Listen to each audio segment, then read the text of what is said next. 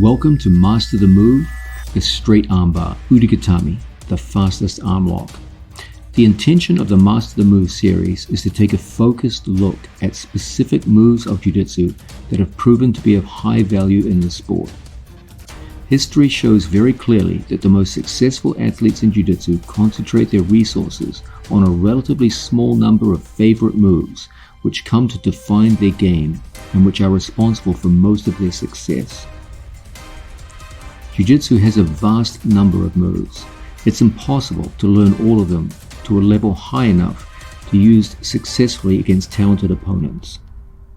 A much better approach is to focus upon a small number of very high percentage moves that have proven themselves effective against a wide array of athletes across many generations. Once you make your selection, take a deep dive of study and practice to make your execution of these moves so good that very few opponents can stop you. Remember this: when it comes to offense in Jiu-Jitsu, you will be judged by the depth of your knowledge and skill rather than by the breadth of your knowledge and skill. Jiu-Jitsu is won by concentration of force and technique breaking through tough barriers rather than a widely dissipated force and technique hoping to opportunistically find a weak spot to capitalize upon. Gatame has long been a favorite move of elite athletes in Jiu-Jitsu. Of all the major upper body submissions, it requires the least setup and has the fastest execution time. It does not have the same degree of submission success in top-level competition as, say, for example, rear strangles or guillotines or Gatame arm locks. The real value of Gatame in your game goes beyond simple statistics of success or failure in submission. Gatame is a fast and intimidating lock that always elicits a strong and immediate defensive reaction out of your opponents. Apply it well and it will make your opponents gun-shy to grip you and put them in a more passive mindset where you will lead the dance of the match. In addition, I will show you how to capitalize on these defensive reactions and score on the second move. We will look at everything you need to develop a powerful Gatame: setups, grips, variations from underhooks, overhooks, from top position and bottom position. So let's get started and make Gatame one of your favorite weapons.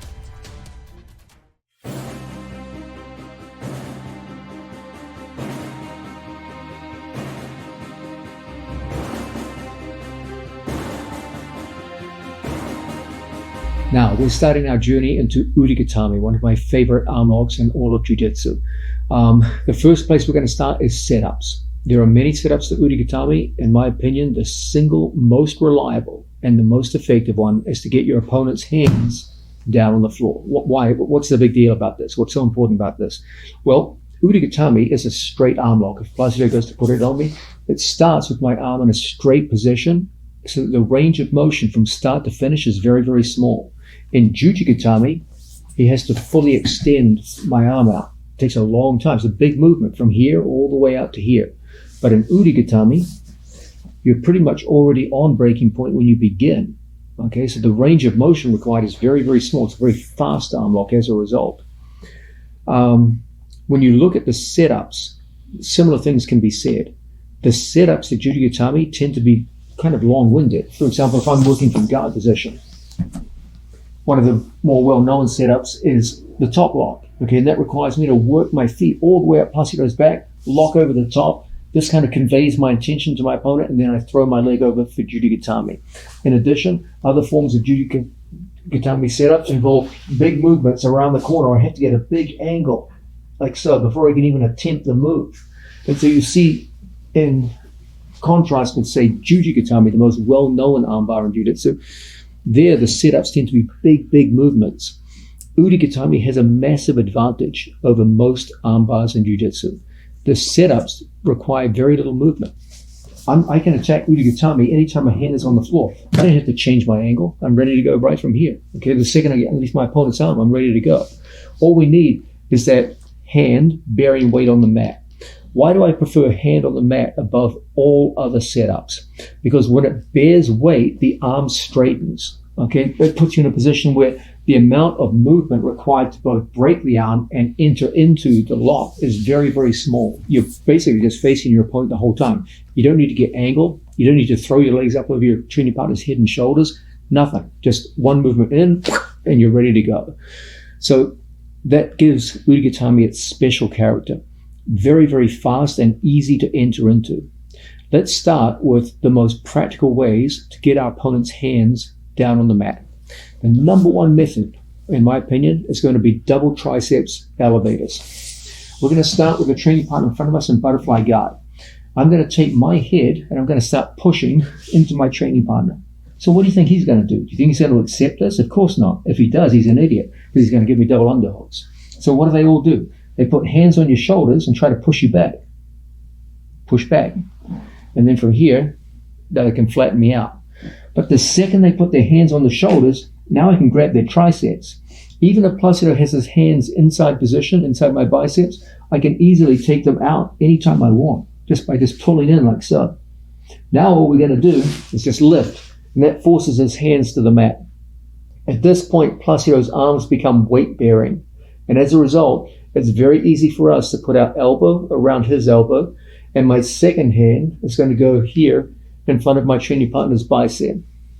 So I have elbow to elbow on one side and a hand in front of the bicep on the other. This enables us to hit a forward shift, not straight down the body, but to the opposite side of the arm that I'm attacking. So if I take Placido's right arm, I'm going to forward shift him out to his left. And we want to finish with our head higher than our training partner's head. If my head is low, then Placido can turn his thumb and pull his arm free. So what we want is this kind of position, all the way up here with our head nice and high. And we should be able to hit this on both sides of the body very, very easily. So there we are. We get the hands on the mat. We put the hand inside the bicep, and then we sit up and we're ready to attack. Double elevator, hands on the floor, forward shift, and we're in attacking position. So this is your first and arguably the best of the setups. Double elevator from double triceps. You can get similar effects when you pole through to an underhook and work with an underhook and a collar tie. So we have a training partner here in front of us, and unlike the previous time, we're not able to get our forehead all the way in. So what's our option in these situations? We're going to put hands inside our training partner's elbows, just like so. We're going to bang down on our training partner's head and snatch an underhook. So we have a collar tie and an underhook. I don't want my elbow to be too low. He can just pommel his elbow out and escape. We want to make sure we raise our elbow. So when he tries to pull away, it won't be easy. But it's going to be easy for us now to lift him and force those hands right back to the mat in the same position we were just in. Once the hands touch the mat, it's the same story as previously. We shift them out to the side and we go into good attacking position. So if I cannot get my head to his collarbones, then we play from here, forehead to forehead. I put my hand underneath his armpit and we hit one quick movement that gets us underhook and collar tie. Now we quickly pull him in and we lift. And as a result, those hands go to the floor every time. You have the choice between attacking either arm now. Because you're underneath on this side, you might as well start on this side. Now, we shift out and we're in good position. Changing our angle. So now we have two very realistic ways of getting our opponent's hands to the mat. The first method involved getting close. Double triceps, elevator, into Gatame. The second is when we couldn't get quite as close, so we take our hands inside. Instead of working from outside position, we work from inside position. We go to a collar tie, and at the same time, my hand goes underneath his armpit, just like so. Now, even with his hands off the mat, with one simple lift, and they're on the mat every time. Now we shift, and come up into that same position we were just talking about. So those are two practical ways to get down the hands down to the mat. Let's look at a third method. Another really good method. This one is especially good when your opponent plays at a distance where you feel it's going to be hard for you to get underneath them. My favorite way to get hands on the mat is to go under people. We've already seen two good ways to do that. what if I can't? What if Placido plays low down? And you're like, man, there's no way I'm going to get underneath this guy. Well, what do we do now? Now we work with wrist controls. From here, we're going to put our foot just inside our training partner's knee. I'm going to come into an arm drag position, and I'm going to snap my opponent's hand down to the floor with a simple arm drag, just like so. As Placido goes to recover, we catch and lock. So once again, he's playing at a distance where I cannot get underneath him. So we put our foot on the opposite knee, we go into arm drag position, watch Placido's left hand, goes to the mat every time. I catch 1, 2, and now we're in perfect position to get it down to the floor and go to work. So now we've got 3 really practical ways to get a hand down to the mat, regardless of how our opponent is standing or positioned. If he lets us get in close, we use our favorite method. Double elevator, hands on the floor, into Gatame. If my opponent has a slightly greater distance and won't let me get my forehead all the way in, then we go inside position. Then from here, it's a simple case of elevating everything down to the floor with an underhook. So we come in and lock. We pull, elevate, and then from here, Gatame time. If my opponent hunkers down low to the floor and stays far away from me, this feels impossible, then we get his hand to the mat with an arm drag.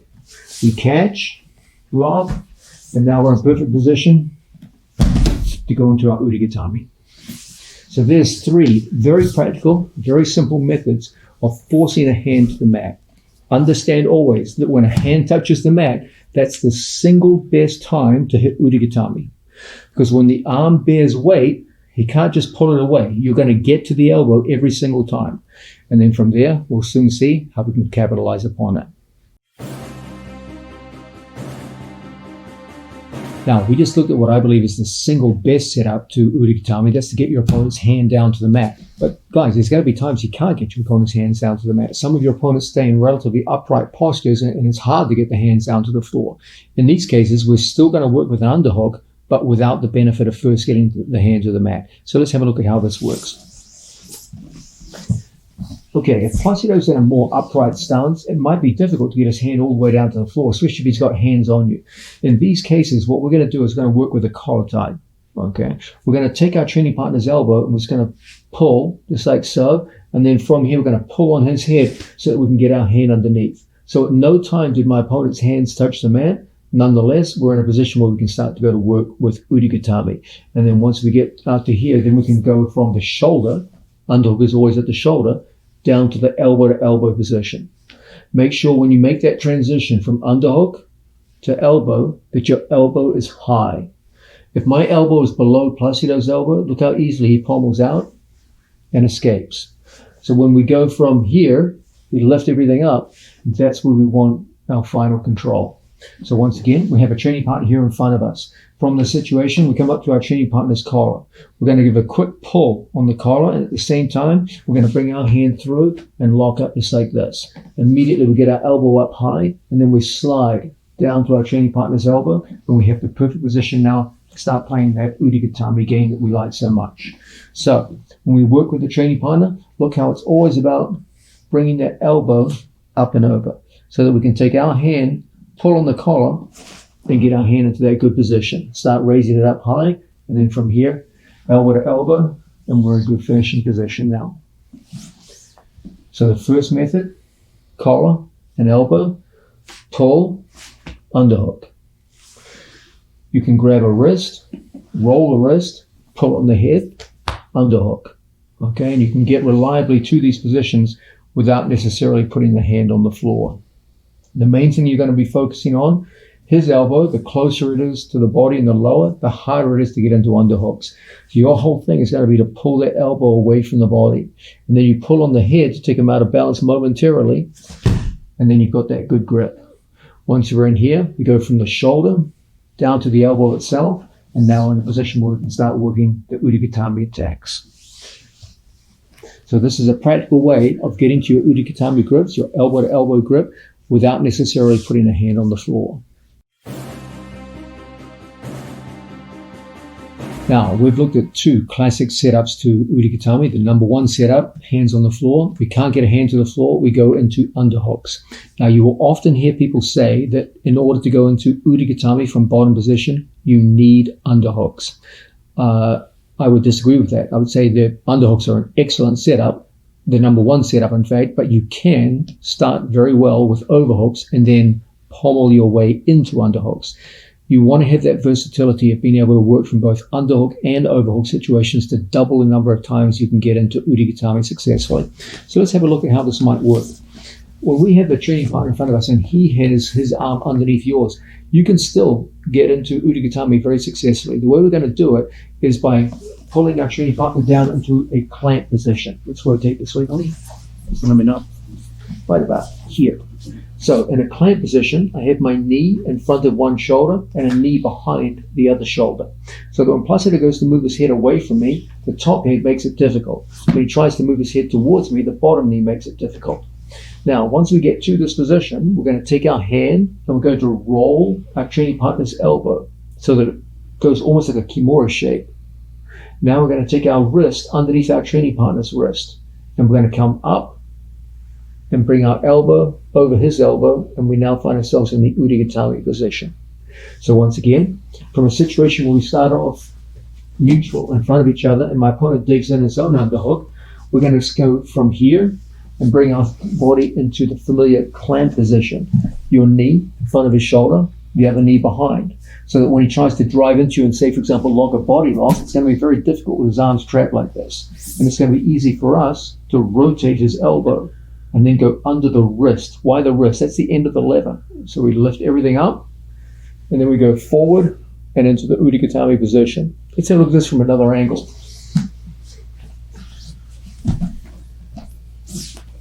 Training partners here in front of us. We do a good job of getting those knees around him. Now, when he tries to pull his arm out, it's not going to be easy. Then we go over the top, make a strong resistant arm Placido. No matter how strong his arm, you're always going to be able to pull it forward at the elbow. Then we go under the wrist, so we're using leverage in our favor, and then we come up. Then we get elbow to elbow, good finishing position.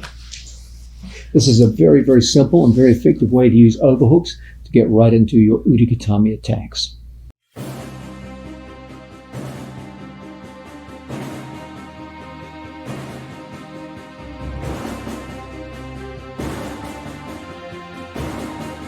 Now, it's time for us to move on from setups and start looking at breaking mechanics for the Urigatame.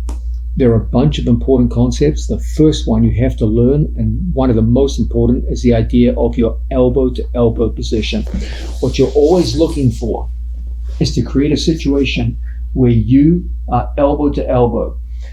There are some specialized situations where we go in palm to palm. We'll be looking at them later in the video. But for the standard or classic Urigatame, we're going to be here, elbow to elbow.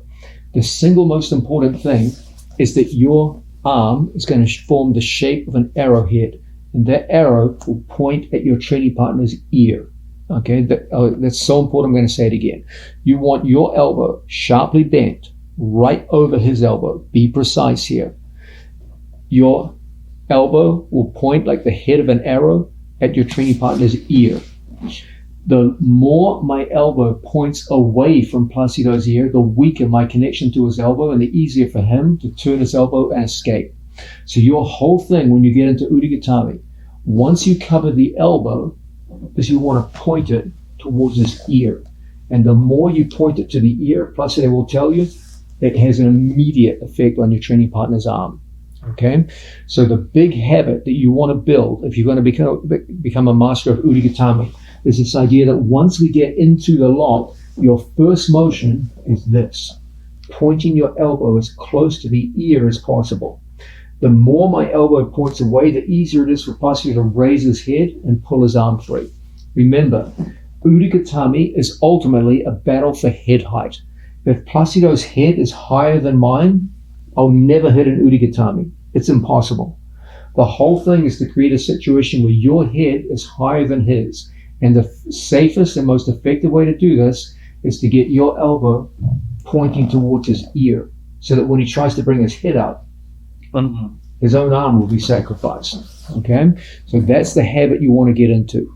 Now, guys, the easiest way to make sure this happens is to use your free hand to grab your elbow and physically pull it to point at his ear. Okay? So plus if you're on this side, if I come in here and I just hold with one hand and Placido's strong, it's hard to control him. So what we want to do is we want to come down here elbow to elbow, and we want to physically grab our own elbow. When Placido goes to bring his head up, I just pull him in this direction, and that's where you get your control from. I cannot overstate the importance of this simple concept. The more my elbow points out here, the easier it is for Placido's head to come up and to pommel the arm. The more I take my elbow and point it in towards his ear, the more difficult this becomes for him and the more powerful your arm lock will become. So your whole thing, once you get underneath your training partner's arm, is to get elbow to elbow and then point that elbow of yours in place. And the easiest way to do this is to come up and physically grab it with your own hand. It's not essential. Okay, there are other ways to go. You can just go. The main thing is this arrowhead elbow of yours must point towards his ear as close as possible. And the better the job you do of that, the more successful you will be with Udigatame. The other big thing, guys, precision is important. There is a world of difference between being here on the tricep, where you have to be very strong to get an effective break on your opponent, or here on the forearm, where there's almost no chance of being successful, versus here. You want the crook of your elbow precisely on his elbow. Okay? The more imprecise you are, the less effective you're going to be. So another reason why we like to grab our own elbow is to physically pull it onto his elbow.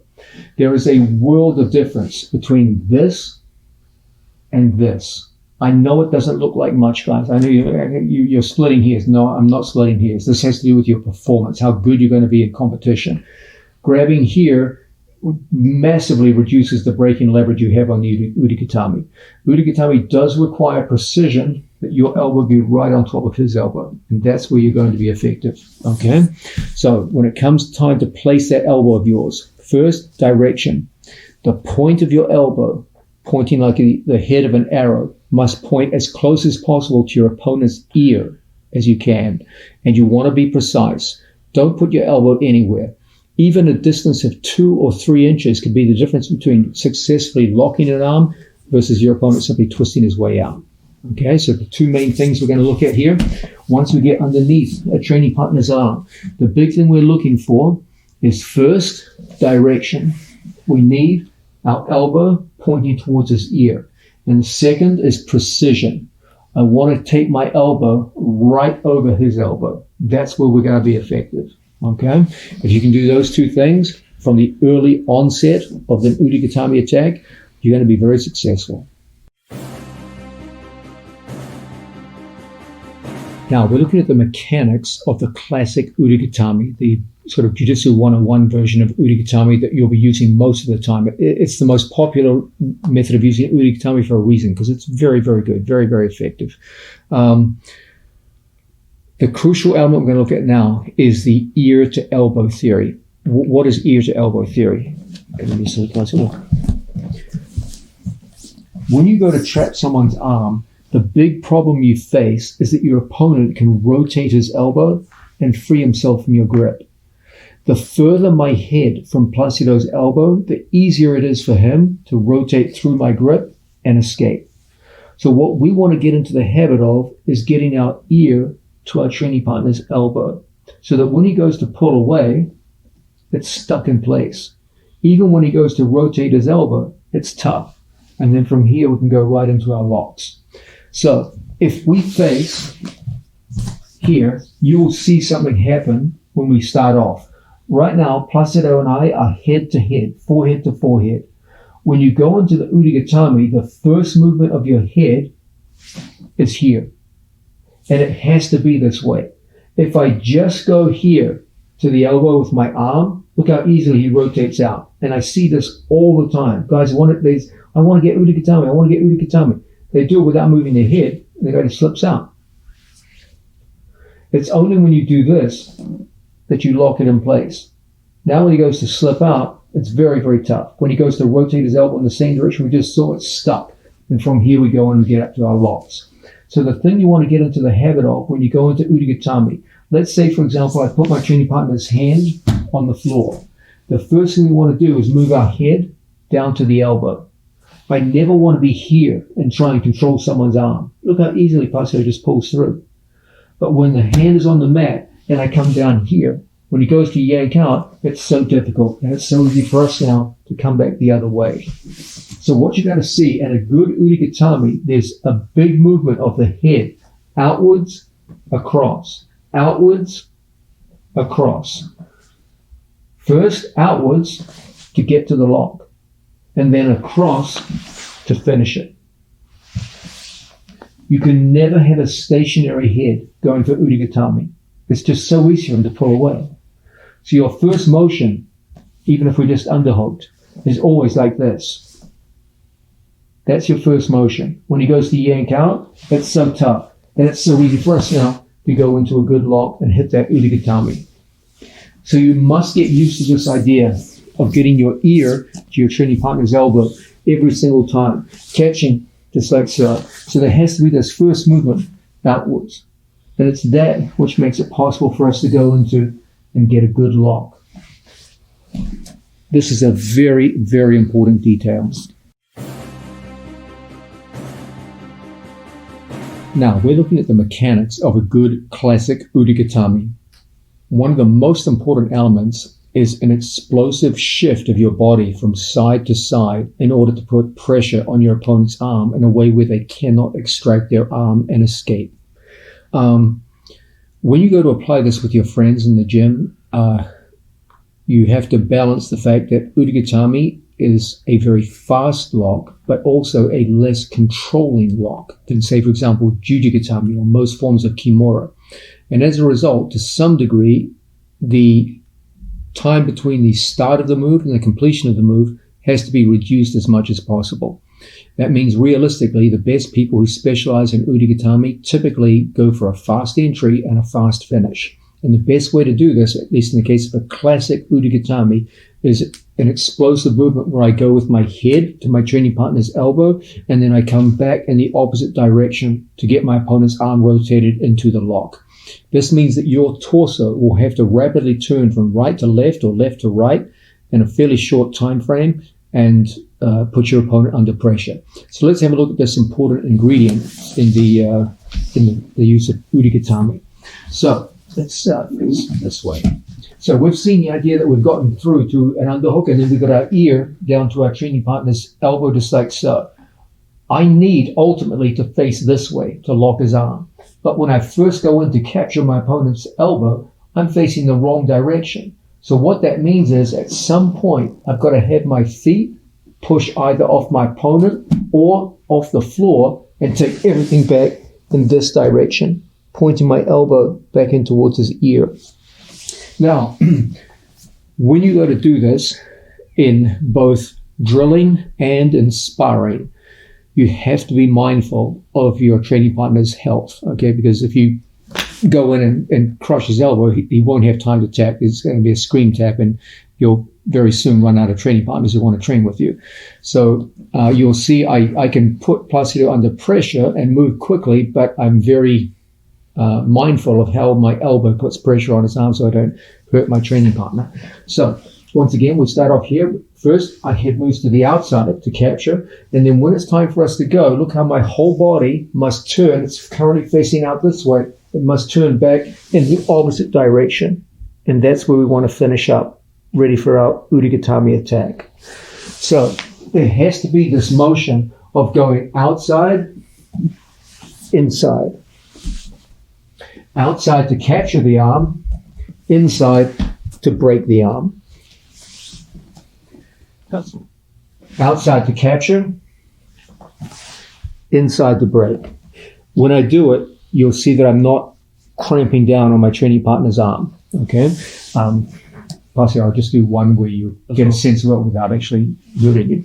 So as we play in this position, you'll see in a good Udigatame, it looks something like this. Okay, in this way, we've got excellent control over our training partner, and you will see a big movement of the head, like so. Head goes to the outside to capture it. Head comes back in the opposite direction for the finish. You have to get used to this idea. Now, I'm going to demonstrate it with my back to the camera, and then from another angle where my side is to the camera.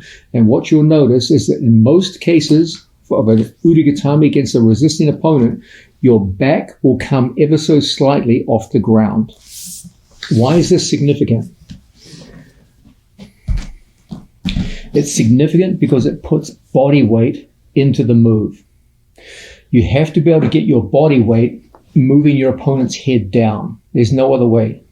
So when we first start off in here and I make that initial capture, you will see that when I go to move, you'll see from this angle of the camera that my torso comes up off the ground, so that when I come down on the other side, it puts body weight onto my opponent. So it's kind of an explosive movement here where we come through and then we hit this movement out to the side. From another angle,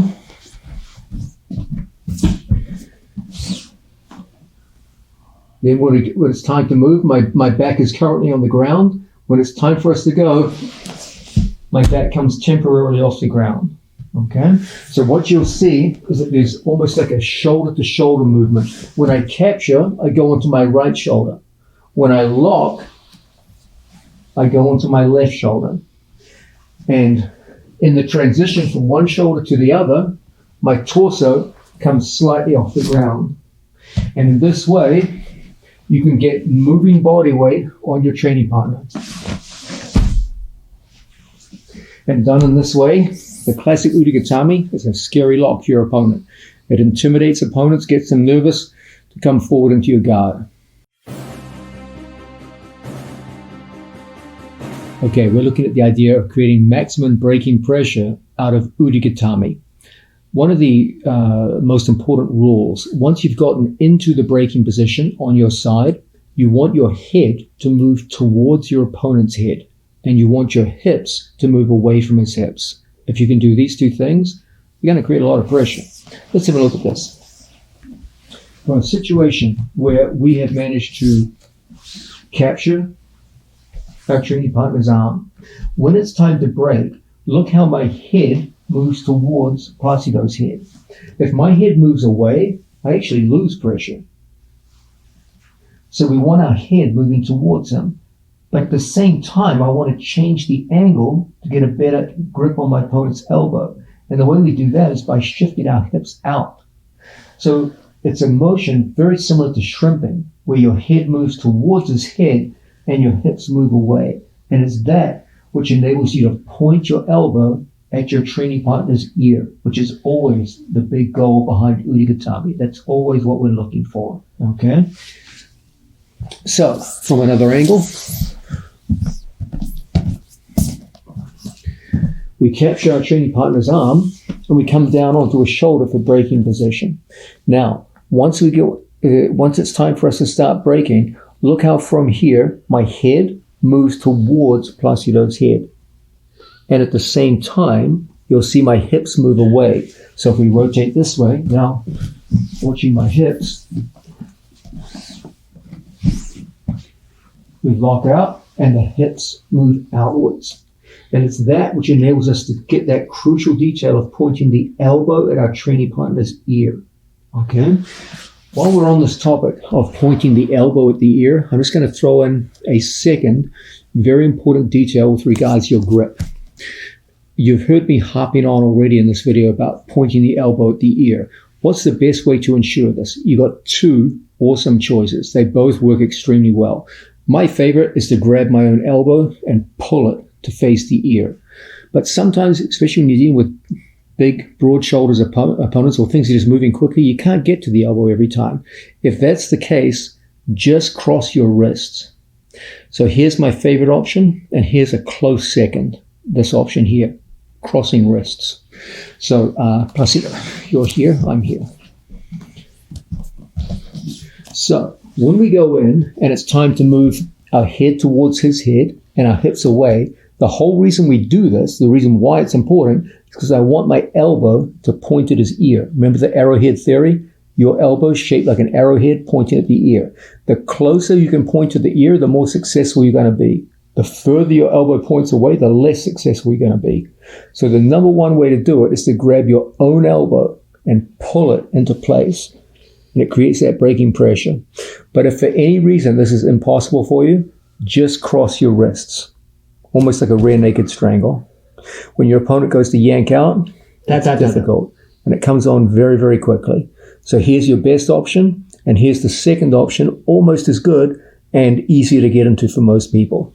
So just putting all this together now, we get to our initial movement, and we move out to the side. From here, number one option, head towards, hips away.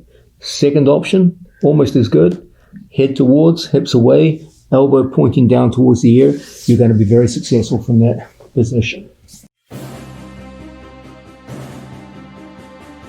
Now, when you first start off your Udagatame journey, you want to have a good, fast Udagatame that can win you matches.